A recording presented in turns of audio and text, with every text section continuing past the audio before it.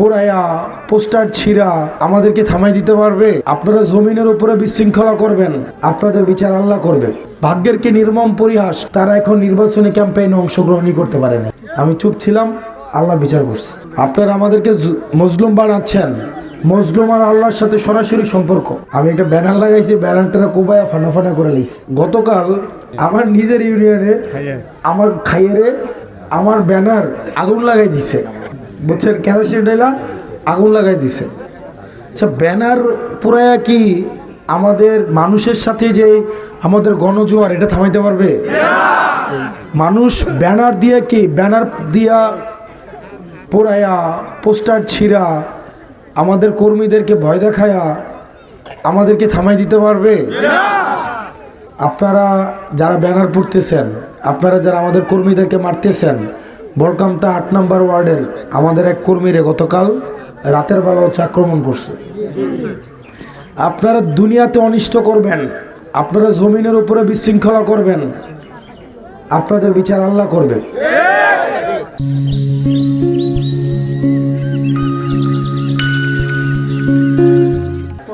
আপনারা আমাদেরকে মজলুম বানাচ্ছেন। মজলুম আর আল্লাহর সাথে সরাসরি সম্পর্ক।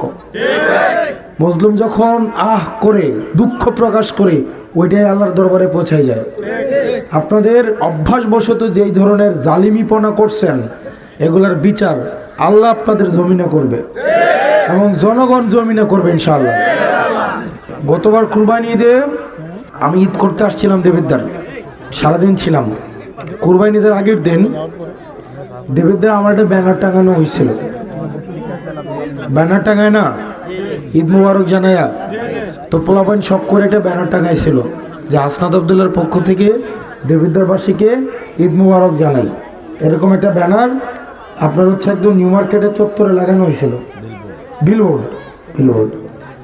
কোরবানি ঈদের আগের দিন বিকালবেলা কিছু পোলাপাইন গিয়া ব্যানারটারে এমন কোবাইছে, মনে হইতেছে যে একটা মানুষ কোবাইতেছে।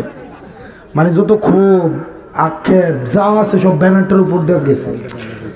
তো ব্যানারের উপরে একটা মানুষের কত ক্ষোভ হইতে পারে চিন্তা করেন। মানে ব্যানারকে কোবাইছে একদম দিন দুপুরে। যারা ব্যানারটারে কোবাইছে এর মাঝখানে একজন মাদকের মামলা এখন জেলখানায় আছে। আর্মি কদিন আগে দৌড়া হচ্ছে মাদক সহ ধরছে, ধরে এখন জেলখানায় নিছে। আর কিছু যারা ব্যানারটাকে কোবাইছিল, ভাগ্যের কি নির্মম পরিহাস, আল্লাহর কি বিচার দুনিয়ার মধ্যে, তারা এখন নির্বাচনী ক্যাম্পেইনে অংশগ্রহণই করতে পারে নাই। আমি কিচ্ছু বলি নাই, আমি এটা মিছিলও করি নাই, আমি কোনো এটা নিয়ে কিচ্ছু বলি না। আমি শহীদ ভাইয়ের একটা ফোন দিয়েছিলাম যে ভাই, আমি তো দেবিদ্দারে একটা ব্যানার লাগানোর আমার কি একটা অধিকার নাই? আমি একটা ব্যানার লাগাইছি, ব্যানারটা কোবায়া ফানা ফানা করে লাইছি। আমি বিএনপির বড় নেতার কাছে ফোন দিয়েছিলাম, আমি কি ভাই আমার একটা ব্যানার লাগাইতে, চুপ থাকো আল্লাহ দেখতেছে। আমি চুপ ছিলাম, আল্লাহ বিচার করছে।